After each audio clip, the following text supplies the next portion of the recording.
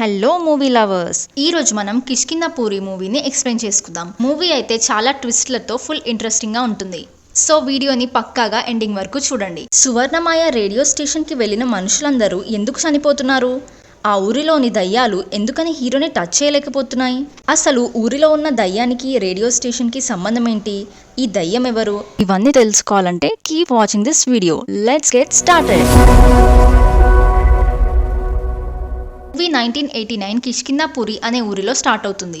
ఆ ఊరి చివరిలో ఉన్న సువర్ణమాయ రేడియో స్టేషన్ చూపిస్తారు. ఆ రేడియో స్టేషన్లో పనిచేసే 6 వ్యక్తులు వాళ్ళు చేసిన తప్పు గురించి మాట్లాడుకుంటూ ఉంటారు. మనం అనుకోకుండా తప్పు చేశాం, ఇప్పుడు మనం చేసిన తప్పు గురించి బయట తెలిస్తే చాలా ప్రాబ్లం అవుతుంది కదా, ఇప్పుడు ఇక్కడికి ఎవరైనా వచ్చి చూస్తే ఎలా అని చాలా భయపడిపోతూ ఉంటారు. అప్పుడే ఒక హనీబీ లాంటి పురుగు రేడియో స్టేషన్లోకి వస్తుంది. ఆ పురుగు లోపలికి రాగానే అక్కడున్న వాళ్ళకి ఎవరో అమ్మాయి ఏడుస్తున్న సౌండ్ వినిపిస్తుంది. వాళ్ళు చాలా భయపడుతూనే సౌండ్ వస్తున్న వైపు వెళ్తారు. అప్పుడే ఒక మిస్టీరియస్ పవర్ వచ్చి ఆ 6 ఫ్రెండ్స్ గ్యాంగ్ లో ఒకడిని చంపేస్తుంది. ఇది చూసిన ఆ మిగతా 5 ఫ్రెండ్స్ వాళ్ళ ఫ్రెండ్ అలా చనిపోవడం చూసి చాలా భయపడి ఆ రేడియో స్టేషన్ నుంచి పారిపోదాం అనుకుంటారు. అప్పుడే రేడియోలో ఒక అమ్మాయి మాట్లాడుతుంది. మీరు ఎక్కడికి వెళ్ళలేరు, నేను మీ అందరినీ చంపేస్తాను కదా అని చెప్పి అలా పాపం ఆ 6 ఫ్రెండ్స్ ని ఆ రేడియో స్టేషన్ లోనే చంపేస్తుంది. రేడియోలో ఆ అమ్మాయి మాట్లాడుతూ ఎవరికైతే బ్రతుకు మీద ఆశ ఉంటుందో వాళ్ళు బతకడానికి అర్హులే కాదు అని చెప్పి ఈ కథ ఇంతటితో సమాప్తం అని చెప్పేసి తన రేడియోని ఆఫ్ చేసుకుంటుంది. కట్ చేస్తే చాలా సంవత్సరాల తర్వాత ప్రజెంట్ కిష్కింధపురిని చూపిస్తారు. కిష్కింధపురిలో మన హీరో బెల్లంకొండ శ్రీనివాస్ యాజ్ రాఘవ్ గా గోస్ట్ వాకింగ్ టూర్ అనే ఒక టూర్ ని కండక్ట్ చేస్తాడు. ఆ టూర్ కి ఎవరైనా రావచ్చు. ముఖ్యంగా ఎవరికైతే దయ్యాల మీద చాలా ఇంట్రెస్ట్ ఉంటుందో వాళ్ళు ఈ టూర్ కి వెళ్ళొచ్చు. యాక్చువల్ గా ఈ టూర్ కి వచ్చిన వాళ్ళను రాఘవ్ ఒక దయ్యాల కొంపకు తీసుకెళ్లి ఆ దయ్యాల కొంప గురించి ఎక్స్ప్లెయిన్ చేస్తూ ఉంటాడు. కట్ చేస్తే మురుగన్ అండ్ ఆత్రేయ అనే 2 లోకో పైలట్స్ ని చూపిస్తారు. అంటే వాళ్ళు ట్రైన్ డ్రైవర్స్ అన్నమాట. వాళ్ళిద్దరు కూడా హీరో చేసే గోస్ట్ వాకింగ్ టూర్ కి వెళ్దాం అనుకుంటారు. ఫస్ట్ మురుగన్ వెళ్ళడానికి అస్సలు ఒప్పుకోడు. కానీ ఆత్రేయ ఎగ్జైట్మెంట్ తట్టుకోలేక ఎలాగైనా సరే ఆ టూర్ కి వెళ్లాలని మురుగన్ ని ఒప్పిస్తాడు. నెక్స్ట్ సీన్ లో కిష్కింధపురిలో శ్రీరాముల వారి జాతర జరుగుతుంది. అక్కడే మన హీరోయిన్ అనుపమ యాజ్ మైథిలిని చూపిస్తారు. తన కూడా దేవుడికి మొక్కుకోవడంతో అక్కడున్న వాళ్ళు షాక్ అవుతారు. ఏంటి, మీరు దయ్యాల దగ్గరికి వెళ్తారు కదా, దేవుడికి కూడా మొక్కుకుంటారా అని అడిగితే అవునండి, దేవుడు ఉన్నాడు కాబట్టి మిమ్మల్ని దయ్యాల దగ్గరికి తీసుకెళ్తామని చెప్తుంది. సరే అండి, గోస్ట్ వాకింగ్ టూర్ కి టైం అవుతుంది, ఇంకెంతసేపు వెయిట్ చేయాలి అని అడిగితే కాసేపు ఆగండి, మా ఫ్రెండ్ కూడా వస్తాడు అంటుంది. ఆ తర్వాత అందరం కలిసి వెళ్దామని చెప్తుంది. మరొక వైపు అదే జాతరలో ఒక పిల్లవాడు అనుకోకుండా ఒక కోతిని కొట్టడంతో ఆ కోతి వాళ్ళ అమ్మ వచ్చి ఆ పిల్లవాడి వెంట పడుతుంది. ఆ పిల్లాడు చాలా భయపడిపోతూ పరిగెత్తుతూ ఉంటాడు. అప్పుడే మన హీరో వచ్చి అతన్ని కాపాడుతాడు. ఆ తర్వాత మిగతా కోతులన్నీ వచ్చి ఆ జాతరలో రచ్చరచ్చ చేస్తాయి. అప్పుడే అనుకోకుండా అక్కడ ఫైర్ యాక్సిడెంట్ జరగడంతో ఒక కోతి మంటల్లో చిక్కుకుంటుంది.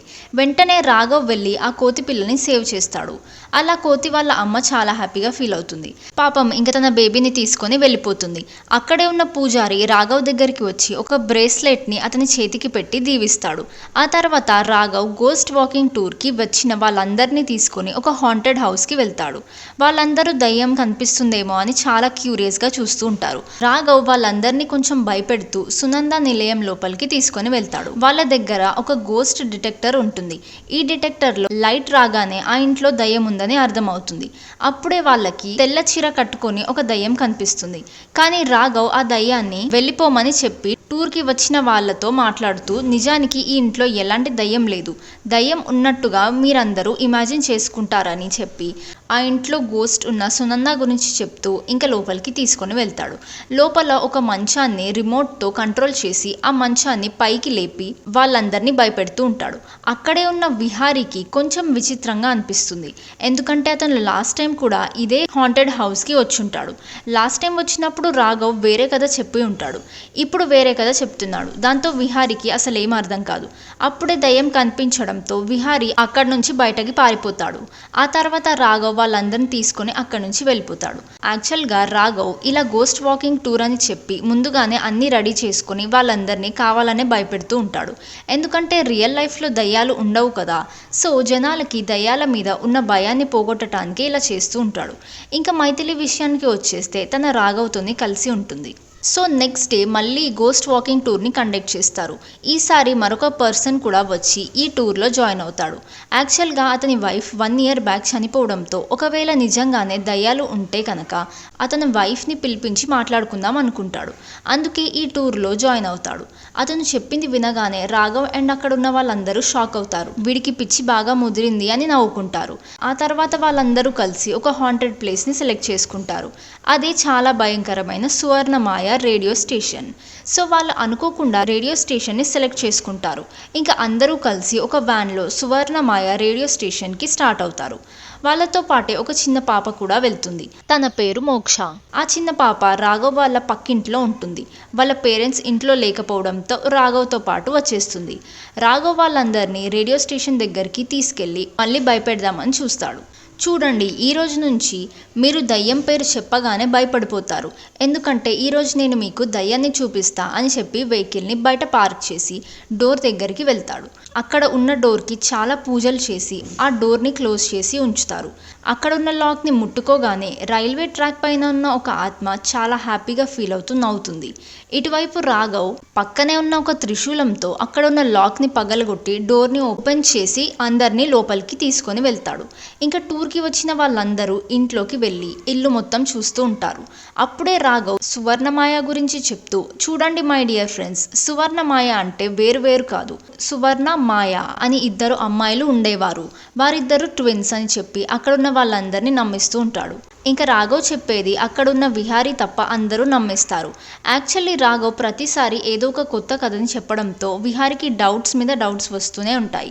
అలాగే దయ్యాలు లేవు, ఏం లేవు, పోరా, వీళ్ళందరూ కావాలని కామెడీ చేస్తున్నారు అని విహారీకి అర్థమవుతుంది. అందుకే రాఘవ్ దగ్గరికి వచ్చి నిజమైన దయ్యం ఉంటే చూపించమని అడుగుతాడు.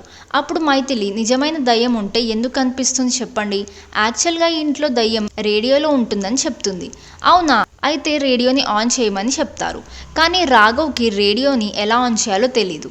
ఎందుకంటే రేడియో పాతది కాబట్టి. ఇప్పుడు వాళ్ళని నమ్మించడానికి ఏం చేయాలో అసలు అర్థం కాక రేడియో దగ్గరికి వెళ్ళి ఆన్ చేయడానికి ట్రై చేస్తాడు. రేడియో స్టేషన్లో ఉన్న బటన్స్ అన్నీ ఆన్ చేసి రెస్పాన్స్ కోసం చూస్తాడు. కానీ ఎలాంటి రెస్పాన్స్ రాకపోవడంతో ఇదంతా ఫేక్ అనుకొని అందరూ అక్కడి నుంచి వెళ్ళిపోదాం అనుకుంటారు. బట్ అప్పుడే ఇంట్లో ఉన్న లైట్స్ అన్నీ ఆన్ అవుతాయి.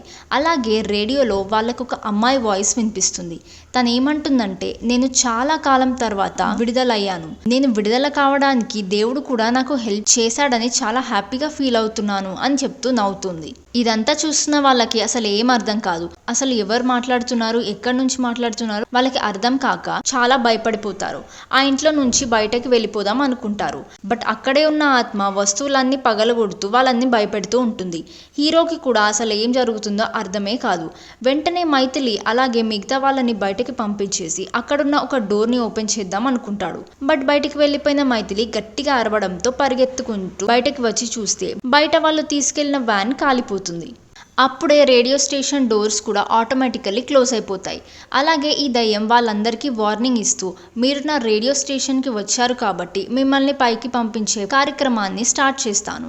ఒక్కరిని కూడా వదలను, అందరినీ లేపేస్తాను అని చెప్తుంది. అప్పుడు రాఘవ్ ఆ అమ్మాయి సౌండ్ ఎక్కడి నుంచి వస్తుందో తెలుసుకుందామని లోపలికి మళ్ళీ వెళ్దాం అనుకుంటాడు.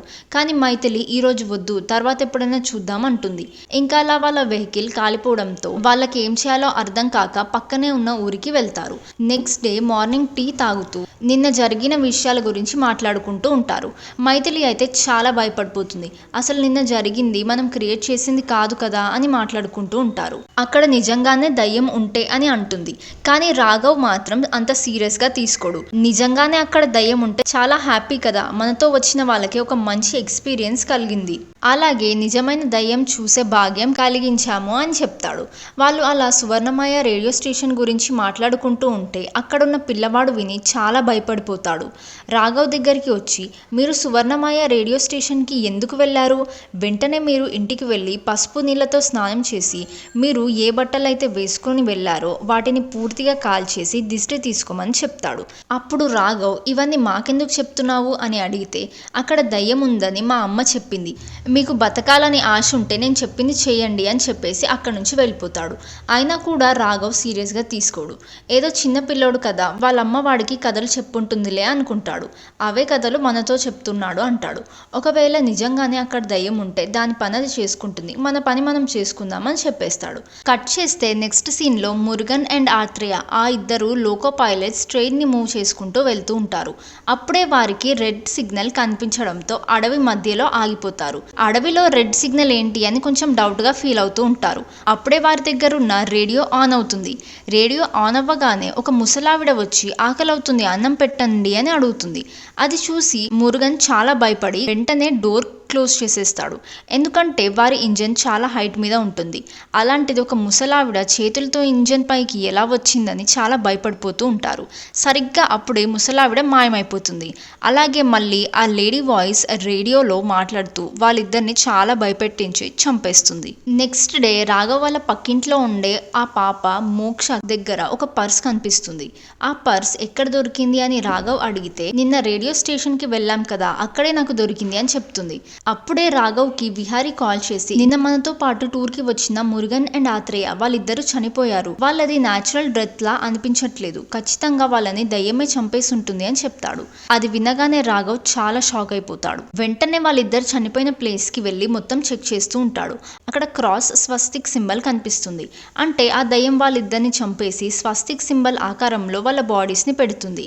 ఆ తర్వాత రాఘవ్ రేడియో స్టేషన్కి వెళ్ళి ఏమైనా క్లూస్ దొరుకుతాయేమో అని లోపల మొత్తం చెక్ చేస్తాడు. లోపల రాఘవ్కు ఒక న్యూస్ పేపర్, ఒక సిలిండర్, అలాగే ఒక లైట్ కనిపిస్తుంది.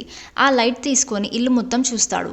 అక్కడ గోడల మీద స్వస్తిక్ సింబల్ కనిపిస్తుంది. ఆ తర్వాత 1989లో జరిగిన సంఘటన గురించి తెలుసుకోవడానికి ఓల్డ్ న్యూస్ పేపర్స్ ఉండే ప్లేస్ కి వెళ్ళి వెతుకుతాడు. అక్కడే ఒక న్యూస్ పేపర్ కనిపిస్తుంది. ఆ పేపర్ మీద సువర్ణమాయ రేడియో స్టేషన్ కథ ఇంకా ముగిసినట్టేనా అని ఉంటుంది.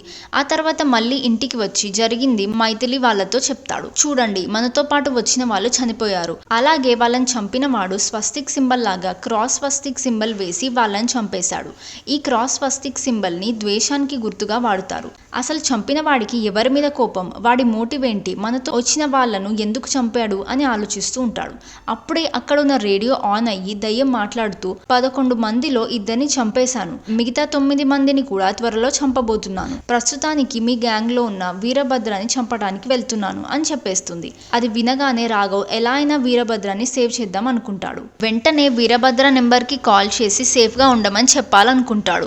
కానీ అతను ఫోన్ రీచ్ అవ్వదు. మరొక వైపు వీరభద్రాన్ని చూపిస్తారు.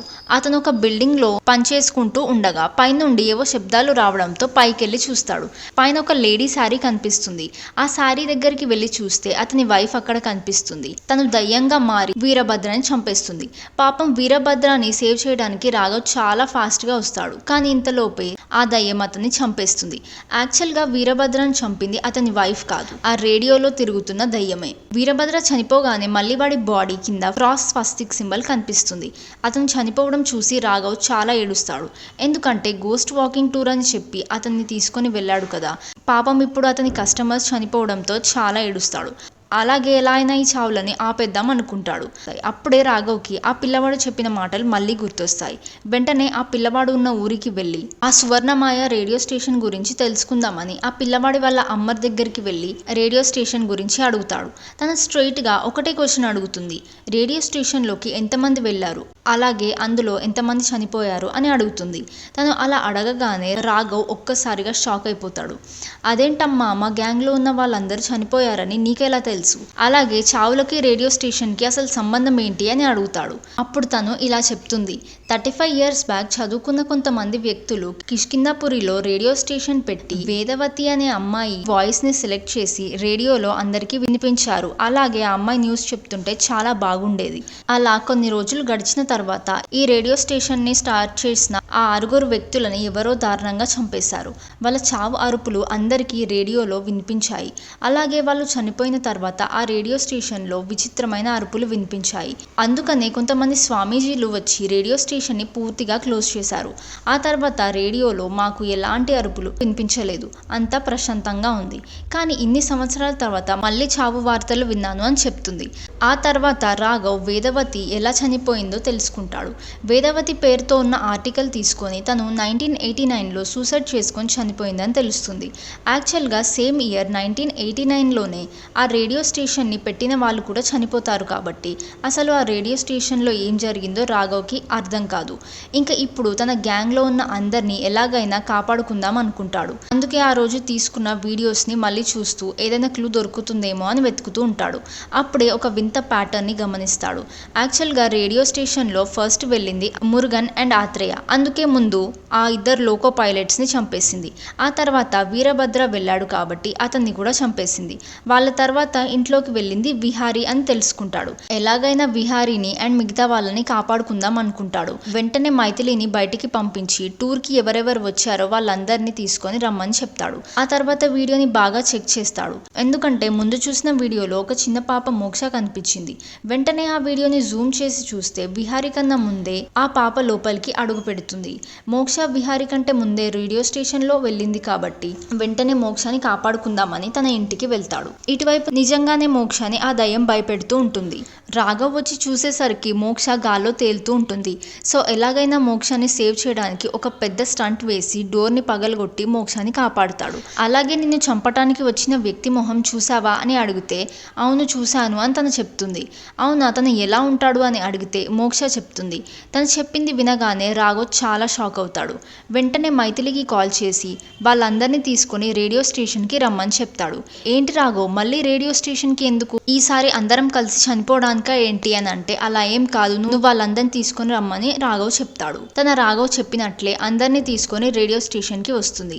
యాక్చువల్గా 11 మంది ఫస్ట్ టైం ఇంటిలోకి వెళ్ళినప్పుడు రేడియోస్ కనిపించడంతో వాళ్ళందరూ ఒక్కొక్క రేడియోని తీసుకుని వెళ్తారు. పాపం ఆ రేడియోస్ వల్ల ఇంత ప్రాబ్లం వస్తుందని వాళ్ళకు కూడా తెలియదు కదా. సో ఇప్పుడు మళ్ళీ ఆ రేడియోస్ తీసుకొని వచ్చి తగలబెట్టేస్తారు. అప్పుడే ఒక పెద్ద ట్విస్ట్ రివీల్ అవుతుంది. యాక్చువల్గా ఆ రేడియోలో మాట్లాడుతుంది అమ్మాయి కాదు ఆ అబ్బాయి. వాడే రోజు అమ్మాయిలాగా మాట్లాడుతూ ఉంటాడు. అందరినీ టార్చర్ చేస్తూ ఉంటాడు. నిజం తెలుసుకున్న రాఘవ్కి వాడి మీద చాలా కోపం వచ్చి ఆ ఆత్మని తిడుతూ రే నువ్వు అమ్మాయివి కాదు ఒక మగాడివి అని నాకు తెలుసు, చిన్న పిల్లని కూడా వదలకుండా చంపుదాం అనుకున్నావు కదరా అని చాలా తిట్టి అక్కడున్న వాళ్ళందరికీ వాడి ఫోటోని చూపిస్తాడు. యాక్చువల్గా మోక్ష ఆ రోజు రేడియో స్టేషన్ నుంచి ఒక పర్స్ తీసుకొని వచ్చింది కదా. సో ఆ పర్స్లో ఆ అబ్బాయి ఫోటో ఉంటుంది. వాడి ముఖం చాలా వింతగా ఉంటుంది. అందరూ అది చూసి షాక్ అవుతారు. అలాగే వాడి ఫోటోని కాల్చేస్తాడు. రాఘవ్కి వాడి మీద చాలా కోపం వచ్చి రే నీకు ధైర్యం ఉంటే ముందు నన్ను చంపు, ఆ తర్వాత నా టీంని చంపు, లేదంటే అసలు నువ్వు మగాడివే కాదు అని చెప్తూ కావాలనే ఆ దయ్యాన్ని రెచ్చగొడుతూ ఉంటాడు. రాఘవ్ అలా అనగానే ఆ దయ్యం మొహంకి నిజంగానే కోపం వచ్చి వాడి ముఖం అందరికీ చూపిస్తూ గట్టిగా నవ్వుతూ రాఘవ్ని చంపిన తర్వాతే అందరినీ చంపుతా అని చెప్పేస్తుంది. వాడు చెప్పింది విన్నాక అందరు చాలా భయపడిపోతూ రాఘవ్ని తిట్టుకుంటారు. ఎందుకంటే గోస్ట్ హంటింగ్ టూర్ అని చెప్పి నిజమైన దయ్యాన్ని చూపించేసరికి అందరికీ బతకాలని ఆశ పుడుతుంది. రాఘవ్ ఈ గోస్ట్ వాకింగ్ టూర్ ఎందుకు చేయాల్సి వచ్చిందో వాళ్ళందరికీ చెప్తాడు. రాఘవ్ వాళ్ళని కొంచెం భయపెట్టించి వాళ్ళకి ధైర్యం ఇవ్వాలని అలా చేస్తాడు కదా. సో ఇప్పుడు కూడా వాళ్ళ ప్రాణాలను సేవ్ చేయడానికి రాఘవ్ తన ప్రాణాలని అడ్డుగా పెడతాడు. ఆ తర్వాత ఒక పోలీస్ స్టేషన్కి వెళ్ళి సువర్ణమాయ రేడియో స్టేషన్కి సంబంధించిన కేస్ డీటెయిల్స్ ఇవ్వమని ఇన్స్పెక్టర్ని అడుగుతాడు. ఇన్స్పెక్టర్ సువర్ణమాయ పేరు వినగానే చాలా భయపడిపోతూ వాళ్ళకి ఆ రోజు జరిగిన సంఘటన గురించి చెప్తాడు. యాక్చువల్గా 6 వ్యక్తులు చనిపోయే కన్నా ముందు వేదవతి వచ్చి పోలీస్ స్టేషన్లో ఒక వ్యక్తి మీద కంప్లైంట్ ఇస్తుంది. ఆ తర్వాత తను సూసైడ్ చేసుకుని చనిపోయిందని చెప్పి లోపల వెళ్ళి ఫైల్స్ ని వెతుకుతూ ఉంటాడు. వేదవతి వచ్చి పోలీస్ స్టేషన్లో ఒక వ్యక్తి మీద కంప్లైంట్ పోతుంది. సో అక్కడంతా చీకటిగా ఉంటుంది కాబట్టి రాఘవ్ రేడియో స్టేషన్లో దొరికిన టార్చ్ లైట్ని తీసుకొని వెళ్తాడు. అప్పుడే ఆ దయ్యం వచ్చి రాఘవ్ని భయపెట్టి చంపాలనుకుంటుంది. కానీ రాఘవ్ అతని దగ్గర ఉన్న టార్చ్ లైట్ని దయ్యం మొహం పైన కొడతాడు. వాడి ముఖానికి టార్చ్ పడగానే వాడు చాలా భయపడిపోయి టార్చ్ ఆఫ్ చేయి అని చెప్తూ అక్కడి నుంచి మాయమైపోయి భయపడి వెళ్ళిపోతాడు. ఆ లైట్ని చూసి చాలా భయపడిపోయి రాఘవ్ని ఇంకా ఏం చేయకుండా అక్కడే వదిలేసి వెళ్ళిపోతాడు. అప్పుడు రాఘవ్కి అంతా అర్థమవుతుంది. టార్చ్ వాళ్ళ చేతిలో ఉంటే ఆ దయ్యం ఏం చేయలేదని. ఇదే విషయం మైథిలి వాళ్ళకి కూడా చెప్తాడు. అంటే ఇప్పుడు ఈ టార్చ్ లైటే లక్ష్మణ రేఖన అని వాళ్ళందరూ కొంచెం హ్యాపీగా ఫీల్ అవుతారు. అప్పుడే ఇన్స్పెక్టర్ వేదవతి ఇచ్చిన కంప్లైంట్ ఫైల్ తీసుకొచ్చి రాఘవ్కి ఇస్తాడు. ఆ ఫైల్స్ చదివేసి రాఘవ్ వేదవతి ఇంటికి వెళ్ళి వాళ్ళ నాన్నతో మాట్లాడుతూ ఉన్నప్పుడు వేదవతి వాళ్ళ అమ్మ వచ్చి మైథిలిని చూసి వేదవతి అనుకొని చాలా హ్యాపీగా ఫీల్ అవుతుంది. కానీ మైథిలి మాత్రం ఆవిడని చూసి చాలా భయపడిపోతుంది. యాక్చువల్గా వేదవతి చనిపోయింది కదా, అందుకే వాళ్ళ అమ్మ పాపం పిచ్చిదైపోతుంది. తర్వాత రాఘవ్ వేదవతి రూమ్లోకి వెళ్ళి ఏమైనా క్లూస్ దొరుకుతాయేమో అని చూస్తూ ఉంటాడు. అక్కడే ఒక స్కూల్ ఫోటో కనిపిస్తుంది. ఆ ఫోటోలో ఒక పిల్లవాడు చాలా వింతగా కనిపిస్తాడు. వీడే ఆ దయ్యం పిల్లవాడు అని రాఘవ్కి తెలుసు కాబట్టి పిల్లోడి గురించి వేదవతి వాళ్ళ నాన్నకి అడిగితే అతను ఆ పిల్లవాడి గురించి ఏం చెప్పడు. కానీ పిల్లలందరికీ చదువు నేర్పించిన గురువు గారి గురించి చెప్పి అతను ఉన్న దగ్గరికి వెళ్ళమని చెప్తాడు. వెంటనే రాఘవ్ గురువుగారి దగ్గరికి వెళ్ళి ఆ ఫోటోలో ఉన్న వ్యక్తి గురించి చూపించి ఇతను మీకు తెలుసా అని అడిగితే అవును బాబు, నేను చదువు చెప్పిన స్టూడెంట్స్ లో అందరికంటే వాడు బాగా చదివేవాడు, వాడే బెస్ట్ స్టూడెంట్ అంటూ వాడి పేరు విశ్రవ పుత్ర అని చెప్తాడు. ఫ్లాష్ బ్యాక్ లోకి వెళ్తే విశ్రవ అతి కష్టం మీద గ్రహణం జరిగే టైంలో పుడతాడు. అతను అలా గ్రహణం టైంలో పుట్టాడు కాబట్టి చాలా విచిత్రంగా పుడతాడు. అంటే మొహం అలాగే కాళ్ళు చాలా విచిత్రంగా ఉంటాయి. డాక్టర్ వాడిని చెక్ చేసి అతనికి రికెట్స్ అనే డిసీజ్ వచ్చిందని చెప్తాడు. దాంతో విశ్రవాని వాళ్ళ నాన్న చాలా నీచంగా చూస్తాడు. కానీ వాళ్ళ అమ్మ మాత్రం వాడిని చాలా ప్రేమగా చూసుకుంటూ రోజు తినిపిస్తూ వాడిని ఎంతో దగ్గరగా చూసుకుంటూ ఉంటుంది. వాళ్ళ నాన్న కొట్టిన ప్రతిసారి కూడా వాళ్ళ అమ్మ దగ్గరికి తీసుకొని ఓదారుస్తుంది. రోజు వాళ్ళ నాన్న బయటికి వెళ్లే ముందు డోర్కి లాక్ వేసేసుకొని వాళ్ళిద్దరిని లోపలే ఉంచేసి వెళ్ళిపోతాడు. ఒక రోజు వాడు వాళ్ళ అమ్మతో ఆడుకుంటూ ఉండగా వాళ్ళ నాన్న వచ్చి తన భార్యని గట్టిగా కొడతాడు. దాంతో విశ్రవాకి చాలా కోపం వచ్చి వాళ్ళ నాన్నని నెట్టేస్తాడు. ఆ తర్వాత విశ్రవాని వాళ్ళ మామయ్య ఒక స్కూల్లో జాయిన్ చేస్తాడు. అక్కడే ఉన్న గురువు గారు వాడికి చదువు నేర్పిస్తూ ఉంటాడు. ఒకరోజు గురువు గారు ఓం అలాగే స్వస్తిక్ సింబల్స్ ని వేయమని స్టూడెంట్స్ అందరికీ చెప్తాడు. పిల్లలందరూ సింబల్స్ ని బాగానే వేస్తారు. కానీ విశ్రవ మాత్రం స్వస్తిక్ ని క్రాస్ గా చేస్తాడు. ఒకరోజు వాళ్ళ ఊరికి సిటీ నుంచి కొంతమంది వ్యక్తులు వచ్చి వాళ్ళ ఊరి చివర్లో రేడియో స్టేషన్ ని పెడతారు. వాళ్ళు రేడియోలో రోజు వార్తలు చెప్పడానికి ఒక మంచి వాయిస్ కోసం ఆడిషన్స్ కూడా పెడతారు. రేడియో స్టేషన్ లో పనిచేయడానికి చాలా మంది వాళ్ళ వాయిస్ ని రికార్డ్ చేసి పంపిస్తారు. వెంటనే విశ్రవ కూడా వాళ్ళ అమ్మ దగ్గరికి వెళ్ళి రేడియో స్టేషన్ గురించి చెప్తాడు. నీ వాయిస్ కూడా చాలా బాగుంటుంది కదరా, నువ్వెందుకు ట్రై చేయకూడదు అని వాళ్ళ అమ్మ చెప్పడంతో వాడు కూడా తన వాయిస్ని రికార్డ్ చేసి రేడియో స్టేషన్కి పంపిస్తాడు. ఫస్ట్ కొంచెం భయపడుతుంటాడు. కానీ వాళ్ళ అమ్మ ప్రేమగా చెప్పి ఒకసారి ట్రై చేయి అని చెప్పేసరికి ఒప్పుకుంటాడు. అలా కొన్ని రోజులు గడిచిన తర్వాత రేడియో స్టేషన్ వాళ్ళు ఒక వాయిస్ని సెలెక్ట్ చేసుకొని అందరికీ వినిపిస్తారు. ఆ వాయిస్ ఎవరిదో కాదు, విశ్రవాదే సెలెక్ట్ అవుతుంది. విశ్రవ తన వాయిస్ని రేడియోలో వినగానే చాలా హ్యాపీగా ఫీల్ అవుతాడు. అలాగే వాళ్ళ అమ్మ కూడా చాలా సంతోషపడుతుంది. వాళ్ళ అమ్మ కోరుకున్నట్టుగానే విశ్రవ మంచి ఆర్టిస్ట్ అవ్వడంతో ఊరందరి ముందు డాన్స్ చేస్తాడు. అలా కొన్ని రోజులు గడిచిన తర్వాత రేడియోలో సెలెక్ట్ అయిన వాయిస్ విశ్రవాది కాదని అందరూ తెలుసుకుంటారు. ఎందుకంటే రేడియోలో సెలెక్ట్ అయిన వాయిస్ వేదవతి అనే అమ్మాయిది. ఇదంతా చూస్తున్న విశ్రవ వాళ్ళ అమ్మకి చాలా బాధ కలుగుతుంది. వాళ్ళ అమ్మ అలా ఏడవడంతో విశ్రవకి ఆ అమ్మాయి మీద చాలా కోపం వస్తుంది. సో వెంటనే రేడియో స్టేషన్కి వెళ్తాడు. ఆ తర్వాత ఆ రేడియో స్టేషన్ పెట్టిన వాళ్ళు విశ్రవాని దారుణంగా చంపేశారని గురువు గారు చెప్తారు. ఇక్కడితో ఫ్లాష్ బ్యాక్ అయిపోతుంది. సో రాఘవ విశ్రవాకి జరిగిన అన్యాయాన్ని గురించి గుర్తు తెచ్చుకుంటూ చాలా బాధపడుతూ కారులో వెళ్తూ ఉంటాడు. అప్పుడే ఒక డాగ్ కార్కి అడ్డంగా రావడంతో డాగ్ని హిట్ చేస్తాడు. ఆ డాగ్ వెళ్ళి ఒక శ్మశానంలో ఎగిరి పడుతుంది. ఆ డాగ్ని వెతుక్కుంటూ శ్మశానం వాటికలోకి వెళ్తారు. అక్కడే వాళ్ళకి ఒక షాకింగ్ విషయం తెలుస్తుంది. ఇందాక వాళ్ళకి ఒక గురువుగారు విశ్రవ ఫ్లాష్ బ్యాక్ ని చెప్పాడు కదా, యాక్చువల్లీ తను 2007లోనే చనిపోయి ఉంటాడు. ఇందాక వాళ్ళకి చెప్పిన కథంతా మరెవరో కాదు, విశ్రవానే. వాడి కథని వాడే గొప్పగా చెప్పుకుంటాడు. ఇలా గురుగారు చనిపోయారని తెలియగానే వాళ్ళందరూ చాలా భయపడిపోతారు. అప్పుడే విశ్రవ అక్కడికి వచ్చి వాళ్ళందరినీ చంపుదామని చూస్తాడు. వాళ్ళందరూ అక్కడి నుంచి ఎలానో కల్లా తప్పించుకొని పారిపోవడానికి ట్రై చేస్తూ ఉంటారు. మైథిలి చేతిలో ఉన్న టార్చ్ లైట్ కింద పడడంతో అది విరిగిపోతుంది. సో వాళ్ళని కాపాడేది ఆ టార్చ్ లైటే కాబట్టి ఇప్పుడు అది కూడా విరిగిపోవడంతో ఒక లారీతో వాళ్ళ కార్ని ఆ దయ్యం గుద్దిపిస్తాడు. ఆ ప్రమాదంలో హీరోకి ఏం కాదు, కానీ మైథిలికి మాత్రం చాలా దెబ్బలు తగులుతాయి. అప్పుడే మనకి ఒక చిన్న ఫ్లాష్ బ్యాక్ ని చూపిస్తారు. యాక్చువల్లీ రాఘవ్ చిన్నగా ఉన్నప్పుడు వాళ్ళ నాన్న అండ్ అతను బైక్ మీద వెళ్తున్నప్పుడు రాఘవ్ బండిని నడుపుదామని తీసుకుంటాడు. బట్ అనుకోకుండా యాక్సిడెంట్ జరగడంతో వాళ్ళ నాన్న స్పాట్లోనే చనిపోతాడు. కానీ రాఘవ్ మాత్రం ప్రాణాలతోనే బ్రతికి బయటపడతాడు. నిజానికి రాఘవ్ వాళ్ళ నాన్న బండిని యాక్సిలరేట్ చేయడంతోనే ఆ యాక్సిడెంట్ జరిగిందని, అందుకే రాఘవాకి ఒక ప్రాణం విలువ బాగా తెలుసు. ఇప్పుడు కూడా మైథిలికి ఏమైనా జరుగుతుందేమో అని చాలా టెన్షన్ పడిపోతూ ఉంటాడు. ఆ తర్వాత బయటికి వచ్చి జరిగిన విషయాన్ని ఒకసారి గుర్తు చేసుకుంటాడు. అప్పుడే ఒక క్లూ దొరుకుతుంది. యాక్చువల్లీ రేడియోలో ఉన్న వాయిస్ వేదవతిది. తన జూలై 28 పోస్ట్లో వేసింది కదా. కానీ ఆగస్టు 29న రేడియో స్టేషన్ని స్టార్ట్ చేసిన వాళ్ళందరూ చనిపోయారు. అంటే 12 రోజుల గ్యాప్లో ఖచ్చితంగా ఏదైనా జరుగుంటుందేమో అని డౌట్ వస్తుంది. అప్పుడే మైథిలి దగ్గరికి విశ్రవ ఆత్మ వచ్చి తనతో మాట్లాడుతుంది. అసలు నీ బాయ్ ఫ్రెండ్ని కాపాడుకునేది ఎవరు? వాడు పోలీస్ స్టేషన్లో చనిపోవాలి, కానీ చావలేదు. ఇప్పుడు కార్ యాక్సిడెంట్లో చనిపోవాలి, అయినా కూడా వాడికి ఏం కాలేదు. వాడిని అసలు ఎవరు కాపాడుతున్నారు? నాకేం అర్థం కావట్లేదు అని చెప్పి వాడు చాలా కోపంగా ఉంటాడు.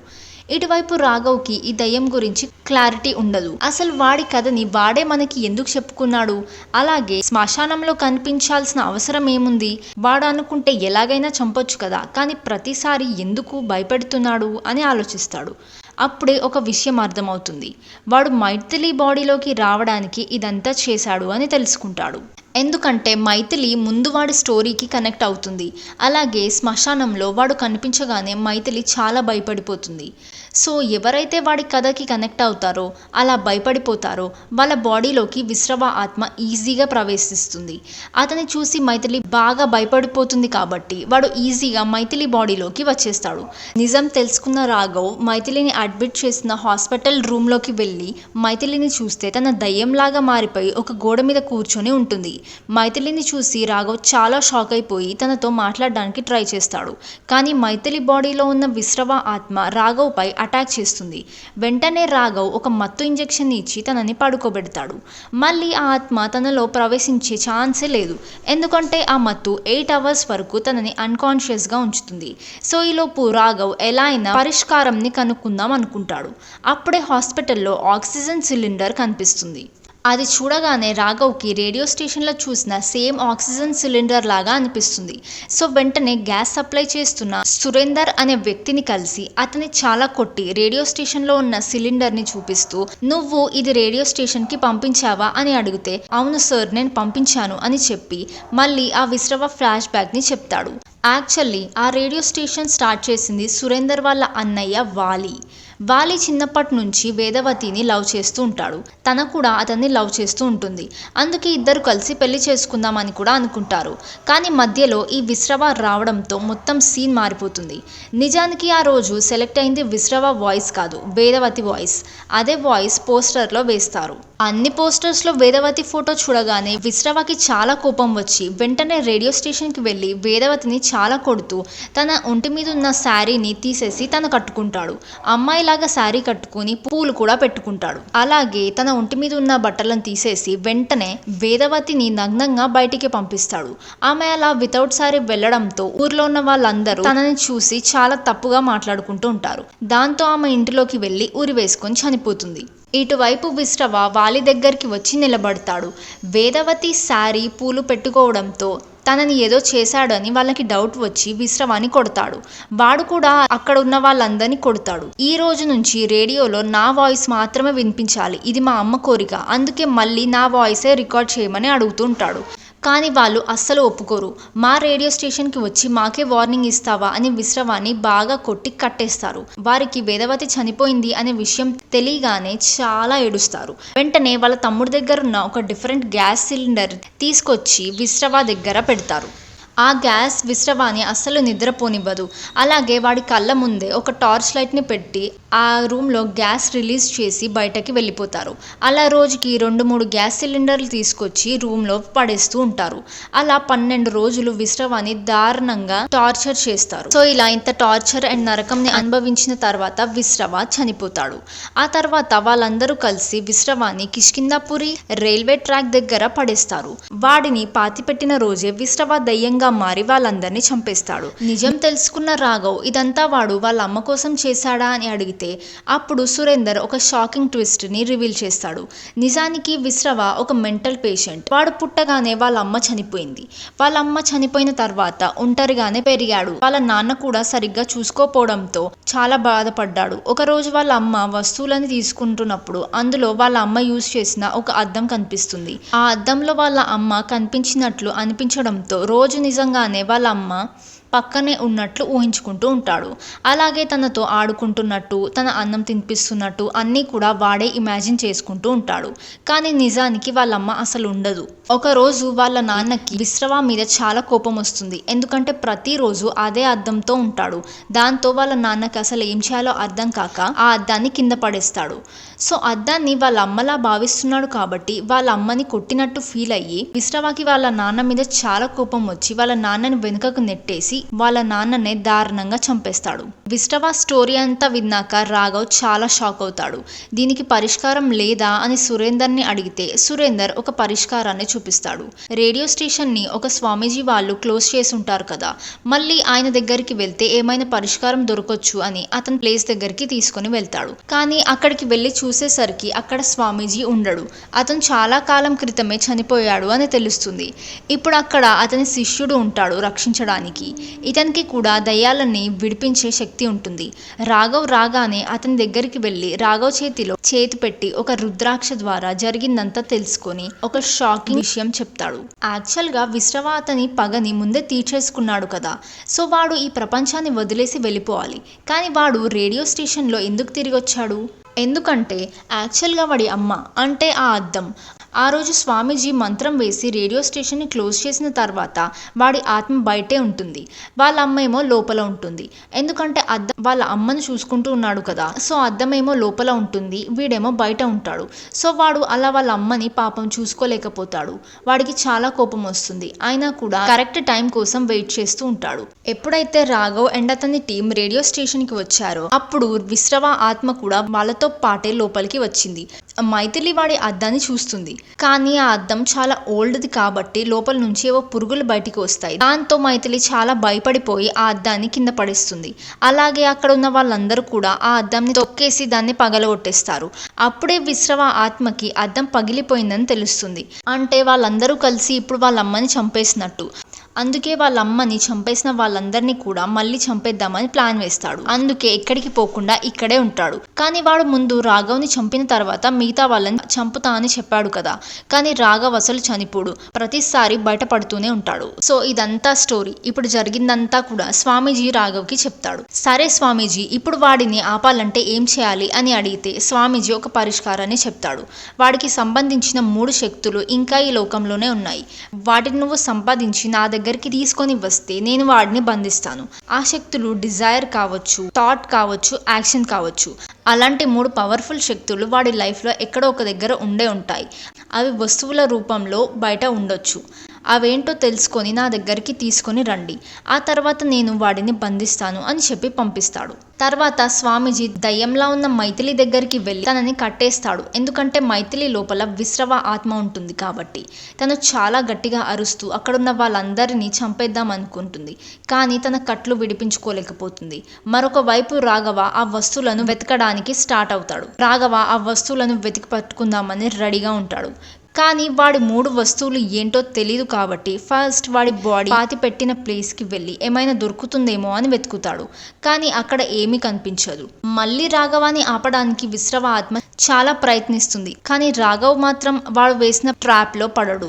నెక్స్ట్ ఆ విశ్రవ ఇంటికి వెళ్ళి ఏమైనా క్లూస్ దొరుకుతాయేమో అని చూస్తాడు. చాలాసేపు వెతికిన తర్వాత ఒక చెస్ బోర్డ్ కనిపిస్తుంది. యాక్చువల్గా అతను వాళ్ళ అమ్మతో చెస్ ఆడుతూ ఉన్నట్టు ఇమాజిన్ చేసుకుంటాడు కదా. సో వాడికి ఉన్న 3 శక్తులలో జ్ఞానశక్తికి సంబంధించింది ఒక చెస్ బోర్డ్. వాడి అమ్మ కోరుకునేదే వీడి కోరికలు కాబట్టి ఆ రేడియో స్టేషన్ కి వెళ్ళి డిజైర్ శక్తికి సంబంధించిన రేడియోని తీసుకుంటాడు. ఎంత ట్రై చేసినా వాడి యాక్షన్ పవర్ కి సంబంధించిన ఒక్క వస్తువు కూడా రాఘవ్ కి దొరకదు. ఇంకా వెంటనే ఈ 2 వస్తువులను తీసుకొని స్వామీజీ దగ్గరికి వెళ్ళి ఆ 3వ వస్తువు ఏంటో అస్సలు తెలియడం లేదు అని అంటాడు. అప్పుడు స్వామీజీ 2 వస్తువులుంటే సరిపోదు, ఆ మూడో వస్తువు ఏంటో కూడా వెతుక్కొని పట్టుకొని రావాల్సిందే, అప్పుడే మనం ఏదైనా చేయగలం అని చెప్తూ ఉంటాడు. ఇంతలోపే మైథిలి కట్లు తెంచేసుకొని అక్కడున్న వాళ్ళ మీద అటాక్ చేస్తుంది. రాఘవ్ మీద అటాక్ చేయడానికి వస్తుంది. కానీ రాఘవ్ బ్రేస్లెట్ చూడగానే మైథిలి వెనక్కి వెళ్ళిపోతుంది. దాని మీద జై శ్రీరామ్ అని ఉంటుంది. ఇప్పుడే కాదు, ఆ దయ్యం చంపాలనుకున్న ప్రతిసారి ఆ బ్రేస్లెటే కాపాడుతూ వచ్చింది. ఆ విషయం రాఘవాకి కూడా అర్థం అవుతుంది. వెంటనే ఆ బ్రేస్లెట్ ని తీసేసి మైథిలి హ్యాండ్ కి పెట్టేస్తాడు. అలా పెట్టగానే మైథిలి బాడీలో ఉన్న విశ్రవుడి ఆత్మ బయటికి వెళ్ళిపోతుంది. కానీ వెంటనే రాఘవ్ బాడీలోకి ప్రవేశిస్తుంది. విశ్రవ రాఘవ్ ని మరొక ప్రపంచానికి తీసుకెళ్లిపోయి రాఘవతో మాట్లాడుతూ ఉంటాడు. చిన్నప్పుడు రాఘవ లైఫ్ లో జరిగిన యాక్సిడెంట్ గురించి మాట్లాడుతూ, చూడు రాఘవ్, నువ్వు చిన్నప్పుడే మీ నాన్నని చంపేసుకున్నావు. నువ్వు బండి నడుపుతూనే తీసుకొని యాక్సిడెంట్ చేపించేశావు. నువ్వు మీ నాన్నని చంపేసి అసలేం తప్పు చేయనట్టే హ్యాపీగా బ్రతుకుతూ ఉన్నావు. నిజానికి నువ్వు మీ నాన్నని చంపేశావు. ఇలా అంతా చెప్తూ విశ్రవ రాఘవ మైండ్ తో ఆడుకుంటూ ఉంటాడు. అలా చేసి రాఘవాని చంపేయాలని చూస్తూ ఉంటాడు. రియల్ లైఫ్ లో కూడా రాఘవ అతని ప్రాణాలను తీసుకుందాం అనుకుంటాడు.